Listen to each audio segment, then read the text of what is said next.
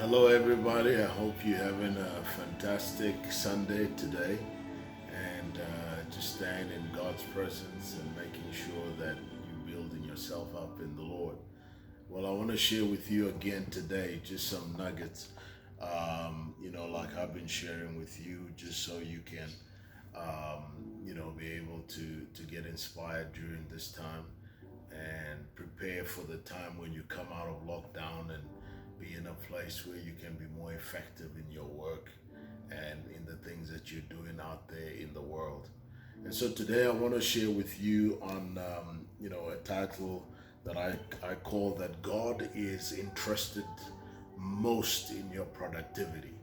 So the thing that matters most to God is your life bringing a return on investment to Him. So God has literally invested certain gifts and talents in you, and He expects a return on His investment from your life when all is said and done. God expects to get something from you, and He's very serious about it. When you look at the book of Genesis, the very first man that God created, after He made him and He gave him all these resources, the garden and gold in the ground and the rivers, the mountains, the animals, and everything. The very first thing that God said to Adam was, be productive. It was literally in the Hebrew, it means that be productive, or in other words, be profitable.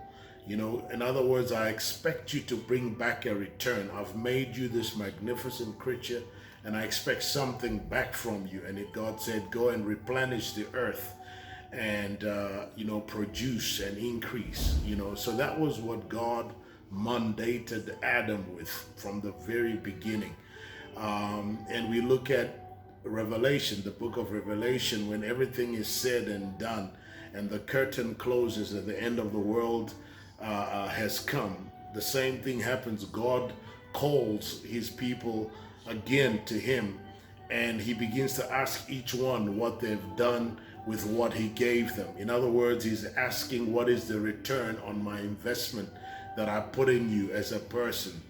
And then the Bible says that, the guy who was given five talents came back and said, God, I've actually doubled, your talent. And He said, oh, well done, well done. Okay, come into my kingdom. The guy who had two talents, which is not as much as the five, also came and said, I've also multiplied. And God said, come into my kingdom. And the guy who had one, who actually had the least responsibility, is the guy who said, God, I was too afraid. I decided to just hide your talent. I decided just to give it back to you the way that you gave it to me. I didn't use it, so I didn't abuse it, but I didn't do anything. And then the response of God is so amazing, because God says to him, He says, you are a wicked servant. He says, you're a wicked servant. He says, and He told His angels, He says, cast this guy out of my presence into eternal darkness. So when you look at the mind of God, that's how serious God views the investment that He's made on you. He's expecting to get back something from you from what He's put on the inside of you. And actually, there's other stories in the Bible that talk about similar things. If you look at Matthew chapter 20, Jesus talks about a guy who was owning an estate, a vineyard, a wine farm. And so what he did was he decided to hire people to come and work on his wine farm.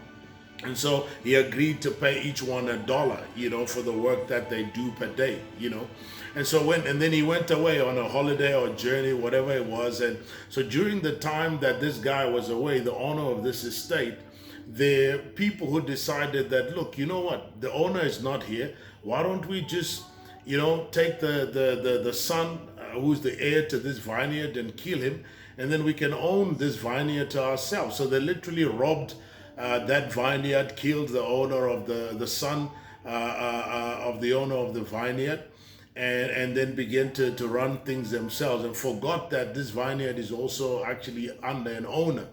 And so the Bible says when the owner eventually came back after his holiday or whatever it was, that he was very, very furious, and then he called his armies, whatever it was, and he destroyed those people that were given responsibility to actually work and look after that vineyard.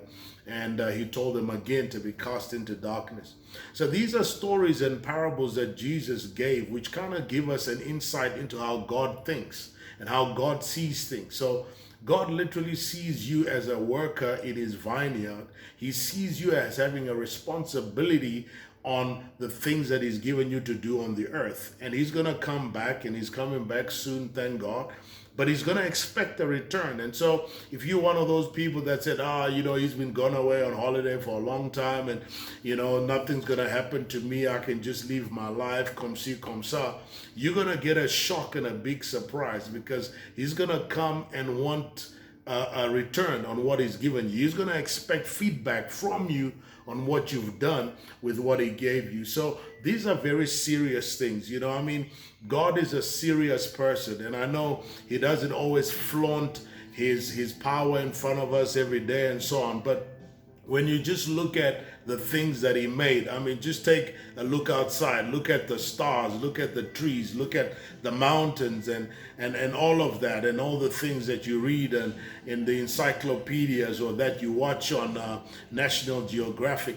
That tells you he's a very, very serious person. And oftentimes serious people don't say much. They just tell you one instruction and they expect you to follow through. He's not going to come every day and try and convince you and so on. He's already said it. So I just want to encourage you today just to follow through on the gift that you have and what God has invested in you. And you know what? The good thing is this, is that if you do follow through and bring a return on investment for him, he's going to reward you abundantly beyond what you think or can ever even imagine. So God is not one to expect you to get involved in what his business and not expect you to get rewarded. In fact, he says the reward that you get is going to be far greater than any reward that anybody else could have ever given you in this world and in the world to come. So I just want you to think about these things during this period when we're going through this pandemic. And I pray God keeps you safe, and I pray God gives you the courage to get to do what he's been telling you to do, and you've been procrastinating on doing it. God bless you.